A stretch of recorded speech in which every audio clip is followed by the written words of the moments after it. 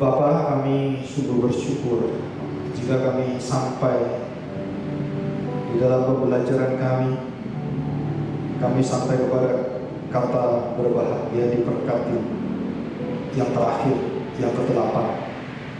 Dan disitu kami tercengang, kami heran, kenapa penganiayaan adalah menandakan karakter orang yang sungguh-sungguh beriman dan mendapatkan kehidupan yang melimpah dari Tuhan. Dan kami diberkati, kami berbahagia jika kami mengalami penderitaan karena kebenaran, karena kekudusan.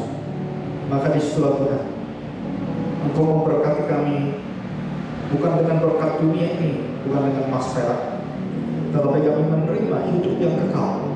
Kami melihat Engkau, kami memasuki kerajaan, dan kami menjadi milikmu, anak-anakmu.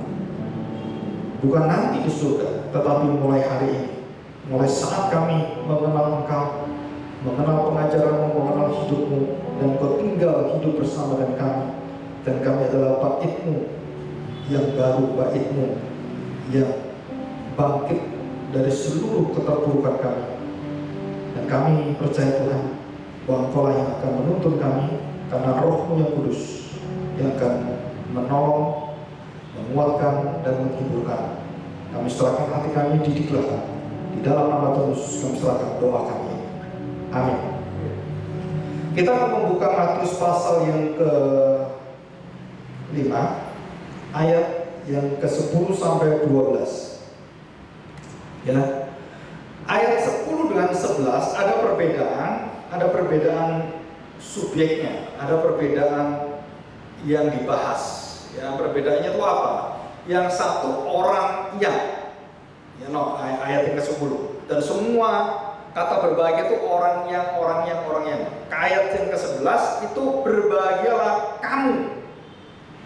Jadi bukan orang ketiga tunggal, tapi langsung berhadapan relasi antara Yesus dengan kita murid-muridnya.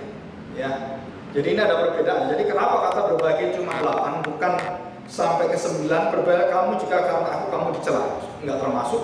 Kenapa? Karena itu adalah satu kesaksian hidup mereka yang harus sama dengan kata-kata berbahagia. Ya. Kita baca Matius pasal 5 ayat yang ke-10. Berbahagialah orang yang dianiaya oleh sebab kebenaran, karena mereka lah yang mempunyai kerajaan surga. Karena mereka mempunyai kerajaan surga. 11. Berbahagialah kamu jika karena aku, perhatikan, karena kebenaran, oleh sebab kebenaran, dan di sini katakan karena aku. Tuhan Yesus adalah kebenaran itu sendiri. Jadi sama, kebenaran Allah, Yesus adalah satu. Berbahagialah kamu jika karena aku kamu dicela dan dianiaya, dan kepadamu difitnahkan segala yang jahat. Dan ini dialami murid Tuhan Yesus setelah Tuhan Yesus naik ke surga dan Roh Kudus turun, Roh Kudus menguatkan mereka, dan mereka mengalami penganiayaan dari hari lepas hari. Apa yang terjadi? Dicela, dianiaya, difitnah segala yang jahat, dan itu nempel dengan hidup murid-murid Tuhan Yesus. Ya. Dan itu bukan sesuatu yang kutukan, bukan sesuatu yang sial sebenarnya, tetapi itu adalah suatu baptisan api sebenarnya. Ya. Baptisan api, baptisan pengujian. Dan ini jarang dibahas, apalagi gereja-gereja yang tidak doyan dengan istilah aniaya, penderitaan, siksaan, yang selalu mengorientasikan pada kemenangan, mukjizat dan semuanya. Tidak akan sampai ke sini. Padahal ini rahasia Mesias. Ini adalah rahasia keselamatan yang tertinggi, rahasia yang dinanti-nantikan oleh nabi-nabi, oleh imam-imam. Sedangkan kita melihat kondisi yang ada jauh beda sekali, ya. Dan kita bersyukur kita belajar hari ini dengan kuasa firman Tuhan ini. Dan perhatikan baik-baik ayat 12, bersukacita dan bergembiralah. Kenapa? Karena kamu menderita, dianiaya, difitnah. Loh, siapa senang difitnah, dianiaya? Kan saya sakit hati, Pak. Kan saya, waduh, rasanya kayak apa? Mana ada sukacita? Nah, di situ rahasianya. Di situ rasanya. Mulut-mulut orang-orang yang mendapatkan dalam kebenaran dan kemudian difitnah, dia hanya disiksa dan diberikan tempat yang begitu jelek dan direndahkan. Saudara tahu, anak-anak Tuhan, anak-anak kerajaan Allah bersukacita. Dan mereka tidak mengatakan apapun dengan Tuhan. Dan dia katakan, Tuhan, bersyukur Engkau luar biasa. Kenapa? Kuasa-Mu sempurna.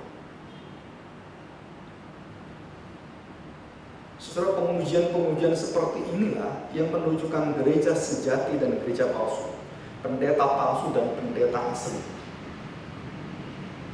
pengajaran Injil yang benar dan pengajaran Injil yang palsu, gereja yang asli dan gereja yang palsu. Itu dari sini semua. Saudara, kenapa kata-kata berbahagia itu tidak pernah engkau jumpai di gereja-gereja yang mengajarkan segala sesuatu yang melawan seluruh ajaran berbahagia? Dari pertama miskin, betul? Haus dan lapar kebenaran, lemah lembut. Ada nggak diajarkan itu di gereja mereka? Hal seperti itu sudah jauh daripada ini semua. Mereka mengajarkan kekuatan yang luar biasa. Kau bisa mengalahkan segala sesuatu dan kau bisa melampauinya. Kau bisa menjadi orang yang hebat, menjadi orang pemimpin. Kau bisa menguasai segala sesuatu dunia ini dan kekayaan semuanya. Saudara, Tuhan Yesus tidak mengajar seperti itu. Tuhan Yesus mengajar berbahagialah kau yang miskin. Dan di sini sangat mengejutkan, orang-orang yang memiliki kerajaan Allah itu bukan hanya miskin, tetapi juga apa? Berbahagialah karena kamu dianiaya. Dan reaksi kita bagaimana? Bersukacitalah dan bergembiralah, bersoraklah. Mungkin kalau saya pikir-pikir, saudara tahu bahwa orang-orang percaya itu, kalau kita baik, kita mengharapkan orang kalau baik menurut Amsal, bukan pengkhotbah ya, menurut Amsal, orang melakukan satu kebaikan dia pasti diberkati. Itu Amsal. Pengkhotbah, kamu sebaik apapun tetap aja manusia jahat. Dan itu bedanya. Kalau Amsal nggak ada pengkhotbah, nggak imbang Alkitab itu. Amsal itu kebenaran-kebenaran umum yang digenapi di dalam Kristus semua, termasuk pengkhotbah. Jadi ada yang katakan, wah kalau saya sudah baik, sudah hidup kudus, harus diberkati dong. Kenapa? Kan kami ini bangsa yang seperti biji mata Tuhan. Saudara, kita tidak pernah diberikan Tuhan asuransi piagam kebebasan dari penderitaan dan aniaya. Engkau tidak akan diberikan hak seperti itu. Tapi engkau diberikan hak bersama Tuhan melewati mengalahkan penderitaan. Nah itu hanya. Bukan menghapus penderitaan, bukan melepaskan, kemudian membebaskan kamu dari penderitaan. Bukan, malah kamu diminta untuk mengalami semuanya itu. Dan saudara lihat semua, Abraham, Ayub, Nuh, semua mengalami semua. Enggak bisa saudara keluar dari situ menjadi orang percaya.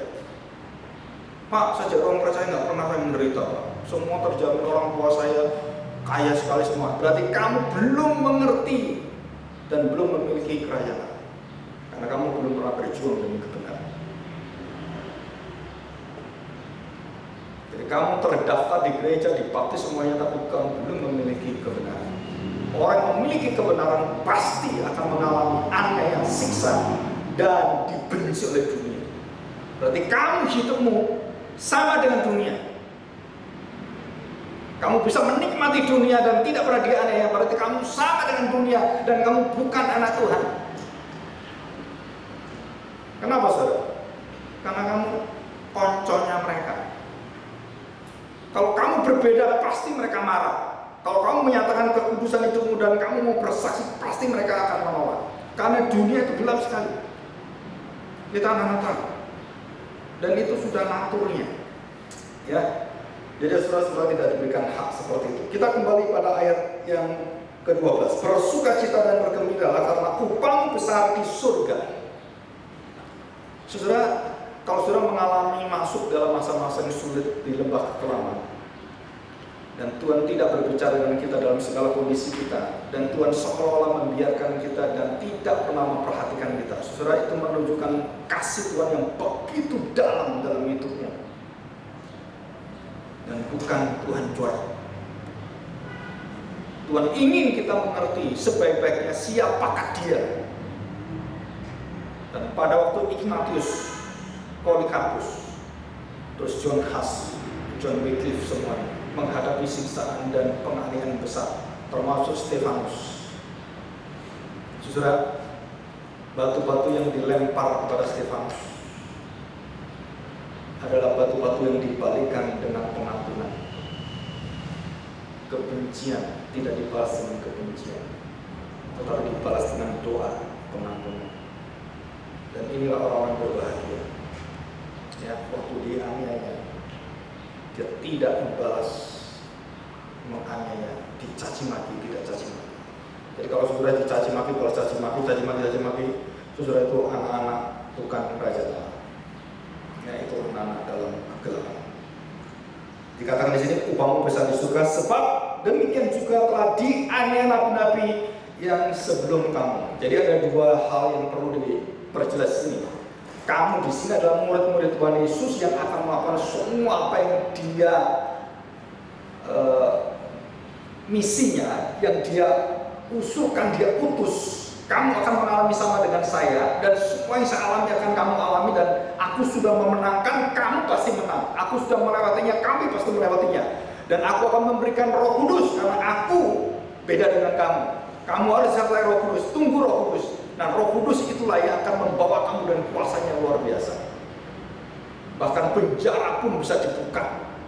Dan itu pekerjaan-pekerjaan yang ajaib semua. Ya, dan di sini. Nah, saudara, di sini kita akan belajar apa sih arti aniaya. Nah, kita akan melihat arti aniaya. Saudara perhatikan, aniaya itu adalah dari satu kata namanya dio, bukan deo. Jadi bisa arti Allah juga ya. Tapi dia itu artinya, saudara, membuat orang itu dalam rancangan, dalam setting, dan bukan satu orang, tapi ada sistemnya, ada kerajaannya, ada perkoncoannya. Dan mereka membujuk kita supaya kita dibuat keluar dan lari dari lingkungan mereka. Jadi saudara, langkahnya bagaimana? Saudara tahu langkahnya bagaimana? Saudara melihat hal-hal seperti ini terjadi pada keluarga Yakub, keluarga yang dialami Yusuf, terjadi pada keluarganya Laban yang dialami oleh Yakub. Ya, bagaimana caranya? Mereka membuat orang-orang yang benar itu tidak kerasan. Jadi yang pertama, tidak disediakan dulu fasilitasnya, tidak disediakan dulu hal-hal yang seharusnya dia terima, dia nggak disediakan dulu. Saudara, Yakub itu kasihan sekali. 7 tahun disuruh kerja, nggak dapat apa-apa, hanya untuk ngawinin Rahel, tapi keliru dapat Lea. 7 tahun lagi baru dapat Rahel. Mau dia dianiaya, disiksa seperti ini, dia mau. Kenapa? Karena dia tahu janji Tuhan. Dan disetting semua. Siapa yang nyeting? Kurang ajar, mamanya sendiri. Jadi saudara, dio di sini artinya adalah segala sesuatu yang akan membuat kamu lari, diusir dari tempat di mana yang harusnya kamu berada dalam kebenaran, kamu dikeluarkan dari seperti itu. Oleh siapa? Kuasa-kuasa kegelapan yang memakai orang-orang yang tidak pernah punya hati damai. Jadi orang ini membuat kamu tidak kerasan, terus kemudian kamu kemudian diolok-olokin, dan sikapnya semua itu dingin, tidak enak. Saudara, itu adalah kekuatan kegelapan. Dan kalau kita sendiri pribadi kita mengalami hal seperti ini, saudara, kita sedang berperang di dalam rohani. Tujuannya apa? Supaya kamu kalah dan kamu lepaskan kebenaran, kamu memeluk kegelapan, kamu memeluk dirimu, harga dirimu, kamu memeluk kemuliaanmu, kamu memeluk tanda petik kebutuhan keluargamu. Oh, kalau ini nanti keluarga saya bagaimana? Karena kalau gini, aduh saya khawatir. Kekhawatiran itu menjadi Tuhanmu, dan kau tidak berani melepaskan itu, dan mereka berhasil. Saudara, itu namanya dioku. Ya, dalam bentuk pasif yang perfect dalam kata kerjanya ini. Jadi sempurna, dan bukan hanya sempurna, dia dilakukannya dengan terus menerus, bukan 1-2 kali. Saudara, Lucifer itu adalah roh pejuang. Tidak pernah berkata menyerah. Sampai di neraka pun lawan Tuhan. Itu Lucifer. Enggak ada namanya damai. Minggu lalu sudah saya katakan, Allah tidak pernah berdamai dengan setan. Jadi jangan kamu berdamai dengan setan. Jangan pernah berdamai dengan orang-orang yang tidak bisa berdamai dengan Allah. Setelah itu belas kasihan kita kepada mereka supaya diubahkan hatinya oleh Tuhan. Dan Tuhan yang punya kuasa.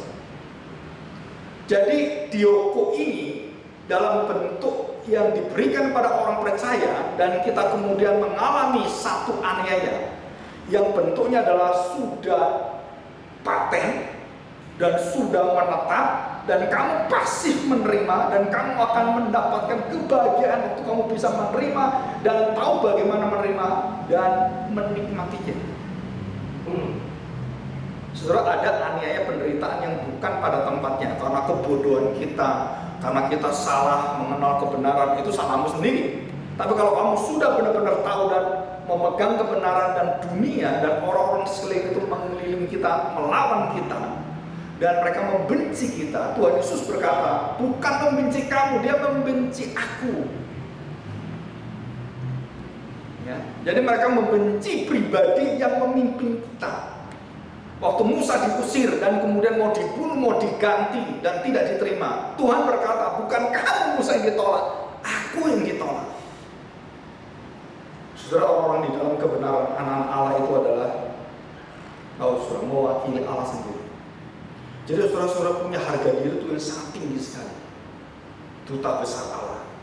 Jadi waktu kita berdiri, saudara-saudara mewakili Allah. Jadi begitu saudara meninggalkan kebenaran, saudara langsung, Tuhan tidak akan mengakui kita di depan Bapa. Engkau menyangkali aku depan manusia, aku akan sangkal kamu depan Bapa. Dan itu semua ada dalam kata-kata Tuhan Yesus. Jadi saudara, bagaimanakah cara diukur itu dikerjakan? Nah, nanti kita akan belajar beberapa hal yang perlu kita pelajari, ya, hal-hal yang kita perlu pikirkan. Nah, perhatikan sih. Berbahagialah orang yang dianiaya, dan siapapun yang dianiaya karena kebenaran. Ada dua, kebenaran ini bukan kebenaran aletheia atau kebenaran sofia, kebenaran yang filosofia, itu bukan, tapi ini kebenaran dikaiosune. Saudara, Alkitab ini teliti sekali. Jadi kalau saya mau mati bagi istri saya, bagi suami saya, saudara, itu mati martir yang bisa baunya busuk di hadapan Tuhan. Karena itu nggak pernah diterima Tuhan. Karena kamu mati bagi harga dirimu, itu bukan martir. Apa bedanya penjahat sebelah kanan Tuhan Yesus dengan Tuhan Yesus? Bedanya apa? Tuhan Yesus martir, menyerahkan hidupnya untuk orang-orang. Tapi penjahat itu bukan martir. Walaupun dia bertobat, dia tidak martir, dia mati karena kejahatannya. Yesus tidak mati karena kejahatannya, dan dia martir. Jadi penjahat sebelah kanan itu mati karena kejahatannya, dia bukan martir, saudara. Dia adalah mati karena kebodohannya, karena kegelapan hatinya, dan dia bertobat, maka dia tidak bisa disebut sebagai martir waktu mati. Kenapa? Karena dia tidak membela imannya. Itu bedanya, saudara. Apa bedanya penjahat itu dengan Samson? Samson martir, iya. Beda dengan penjahat ini, karena Samson bertobat dan dia menyadari dirinya, dan dia meletakkan semua kebenaran Allah, dan dia mengatakan beri kesempatan satu kali pun. Dan kemudian dia dianiaya, dan dia mengalami semua dengan satu sukacita, dan dia berikan nyawa untuk Tuhan. Jadi Samson dengan Roma 12 ayat 1 dan 2 itu persis sama Stefanus dan semua orang-orang martir. Tapi penjahat sebelah kanan Yesus tidak martir, saudara tahu. Ya. Oke, kita lanjutkan. Jadi saudara, kebenaran di kayu suni ada kebenaran yang asali, kebenaran yang sungguh-sungguh bersumber pada Allah sendiri. Sedangkan aletheia atau orang katakan rema itu, saudara, itu bukan di kayu suni. Banyak orang katakan, wah nanti kita akan mendapatkan rema ya, gitu. Saudara harus hati-hati. Banyak pengajaran mengatakan rema, nggak tahu rema itu apa sebenarnya. Saudara, rema itu adalah kebenaran yang kita alami, kebenaran yang menguduskan kita. Tapi bukan di kayu suni, kebenaran yang asali yang milik Tuhan sendiri. Dan ini adalah karena di kayu sulib. Ya, kita bersyukur di hadapan Tuhan. Nah, kita lanjutkan. Ya, apa sih aniaya? Nah, para bapak Puritan itu membagi beberapa hal. Yang pertama adalah aniaya melalui tangan, aniaya melalui mulut, aniaya melalui pikiran kepala. Ya, aniaya melalui tangan, saudara, kita lihat di dalam Kisah 13, kita lihat, nanti saudara baca semua kisah. Kemarin saya dengan keluarga sudah selesai kisahnya, ya. Kita ulangan, masuk kita ulangan. Kisah 13 ayat yang ke-50. Orang-orang Yahudi menghasut. Nah, ini termasuk dalam ucapan. Menghasut itu kan mulut. Ya, perhatikan. Perempuan-perempuan terkemuka yang takut akan Allah dan pembesar-pembesar di kota itu, dan mereka menimbulkan penganiayaan. Dioko. Ya, Dio. Atas Paulus dan Barnabas dan mengusir mereka dari daerah itu. Jadi mereka tidak terima, pergi kamu. Itu aniaya. Itu arti Dio. Enggak terima kamu di sini, kamu harus keluar karena ini tidak cocok bagi kamu. Karena kebenaran itu kami nggak kerasan. Pergi kamu dari sini. Kami mau yang kami sama-sama menikmatinya. Jadi kalau ada bantuan yang seperti ini, seperti kamu, wah kami nggak doyan, minggir. Saudara, itu aniaya yang sangat berat sekali hukumannya di dalam gereja Tuhan. Dan pelayan-pelayan Tuhan, gereja-gereja yang mengusir para hamba Tuhan dengan cara dianiaya ini, saudara, sampai kapanpun Tuhan tutup pintu gereja dan tidak akan diberkati. Tidak akan diberkati, saudara. Walaupun kamu dilihat dunia sukses, Tuhan tidak pernah melihatnya sebagai kesuksesan. Saya baru mendengar satu gereja di Bandung ini, saudara, pendeta diskors 3 bulan nggak dibayar karena melawan majelis. Dan katanya mau tambah 6, jadi 3 lah. Saudara, bayangkan hamba Tuhan dibuat seperti pegawai. Mengerikan kali gereja sekarang ini. Dan saudara, luar biasa. Saya pikir-pikir, ini mau kemana sih sebenarnya? Jadi nggak takut dengan Tuhan. Sebaliknya ada, bukan tadi kan majelis pendeta, ini pendeta itu mecatin majelis. Ada, saudara. Pendeta itu tertinggi dia, nggak cocok, tak pecatin. Dibuat dioko, gimana caranya ngusir kamu, gitu kan? Dengan teknik-teknik itu buat nggak kerasan. Nah, itu caranya, itu cara iblis semua. Jadi mengerikan sekali. Ayat 51. Akan tetapi Paulus dan Barnabas mengepaskan debu mereka sebagai peringatan bagi orang itu, lalu pergi ke Ikonium. Apa artinya? Mengepaskan debu. Tuhan Yesus menyuruh 70 murid untuk pergi ke rumah-rumah seluruh orang Israel. Dan barang siapa tidak menerima Injil kedamaian kerajaan Allah, kebahagiaan itu, kamu keluar, kamu ambil sandalmu, kamu kebaskan 3 kali debunya. Dan di situ rumah itu tertutup untuk damai dan Injil Tuhan selama-lamanya. Saudara, mengerikan sekali. Dan apakah ini berlaku hanya perjanjian baru yang awal? No, sampai akhir zaman. Dan tidak pernah dihapus oleh Tuhan hukum ini. Injil ditolak di gereja, di rumah, dimanapun, di kampung, kamu tidak akan diberkati Tuhan. Semua kota-kota yang menolak Injil Tuhan di Indonesia, semua, coba lihat semua, dalam keterpurukan semua. Karena ada kaitannya kesejahteraan dengan Kristus di seluruh dunia. Kalau nggak percaya, cek semua negara-negara yang sangat-sangat makmur, semua negara itu semua. Coba lihat, itu ada pengaruh kekuatan Kristus di sana. Tapi tolaklah semua Kristus, Korea Utara dan negara-negara semua. Kasihan, miskin, nggak kabar. Ya. Oke, 52. Dan murid-murid di Antioquia penuh dengan sukacita dan dengan Roh Kudus. Bayangkan saudara, mereka disiksa, di apa ini? Penuh sukacita, penuh Roh Kudus. Yang saudara, kalau sudah bisa mengalami hal seperti ini, berarti saudara adalah memiliki kerajaan Allah. Dan saudara tidak mendendam, tidak menaruh segala sesuatu di dalamnya, dan saudara penuh dengan sukacita. Kenapa? Engkau lihat Tuhan melegakan semua. Ya. Oke, apa arti katakan tadi ya, mulut? Kita lihat Kisah 14 ayat yang ke 22. Demikian dari 21. Paulus dan Barnabas memberitakan Injil di kota itu dan memperoleh banyak murid. Lalu kembalilah mereka ke Listra, Ikonium, dan Antioquia. Di tempat itu mereka menguatkan hati murid-murid dan menasihati mereka supaya mereka bertekun di dalam iman dan mengatakan bahwa untuk masuk ke dalam kerajaan Allah, kita harus mengalami banyak sengsara. Saudara pernah ada nggak gereja mengajarkan kalimat-kalimat seperti ini?